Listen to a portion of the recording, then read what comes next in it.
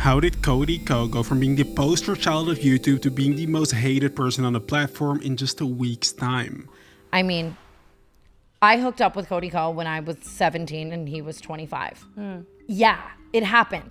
Cody's career recently almost ended when an allegation about his old relations with YouTuber Tana Mongeau came to light, with him losing over 300,000 subscribers in just a couple days' time. Tana revealed that when she was only 17 years old, her and Cody met up at an exclusive YouTube event in Florida called Playlist Live. And at this event, the two of them were involved, and at the moment of this all taking place, Cody was 25 years of age, meaning that he had slept with a minor. And what's even worse is that Cody absolutely knew about her age at the time. According to her, YouTuber Gabby Hanna warned Cody on the day of this all happening. She warned him both about her age, but also to not continue anything that he was planning that night. One time, I told a guy, I saw him making out with a girl at a party who was underage, and I pulled him aside and I was like, hey man, you probably don't know, I know she looks a little older, she's underage, watch it. And he was like, oh my god, thank you for telling me. And then he turned that. Now in this clip in particular, she never mentions him by name, but it isn't hard to put two and two together here. What many people might not know is that Cody is a Canadian citizen, which means that if he is convicted and found guilty of this all, he could very well be deported out of the US. And for somebody who has just had a child and is recently married, this is a nightmare scenario which he is trying his best to escape from. But we first need to rewind, because how did Cody even end up getting in contact with a 17-year-old Tana Mongeau in the first place all the way back in 2015?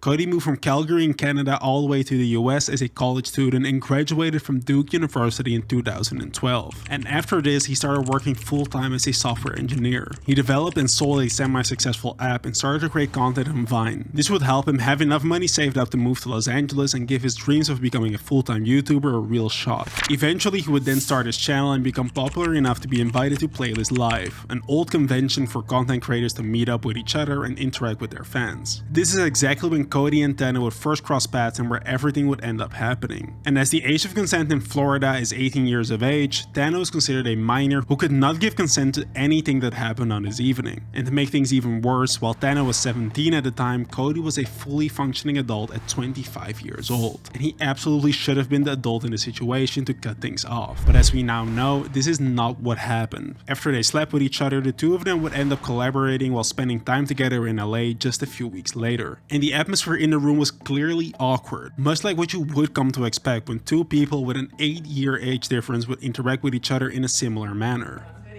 No, now the camera's on, you're not gonna laugh at my jokes.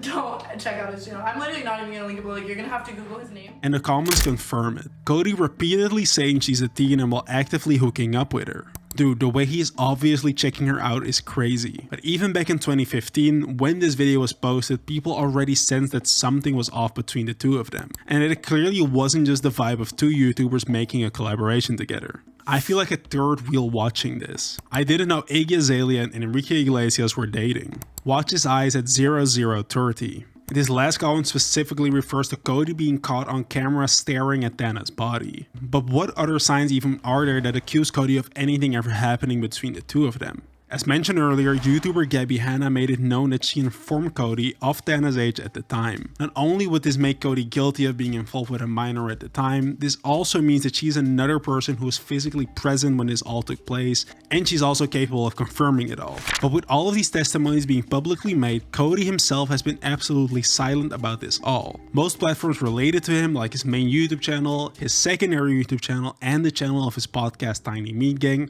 are all heavily monitored and filtered, which prevents people from being able to use the words Tana Mongeau, underage, or predator in his comments, among many others. But not only this, Cody has even gone as far as to prime the moderators of his subreddit r/Cody Ko to remove any posts related to the situation, with one of his closest moderators even saying that they were actively deleting posts about Tana's allegation because they considered it to be more convenient to delete them rather than looking into it and taking it serious. And generally speaking, someone who isn't guilty would have no problem at all in saying that they aren't, but someone who is guilty has every reason in the book to stay quiet as long as they possibly can. Cody is still even publicly active outside of his channel. He was most recently spotted in Las Vegas being a DJ at an afternoon club event, ironically being filmed as he plays the song Sorry by Justin Bieber during his set, and mouths along with every word in the song except for sorry. And in all of this, there is one more victim left, and that's Cody's wife, Kelsey. Cody and Kelsey got married in February of 2023,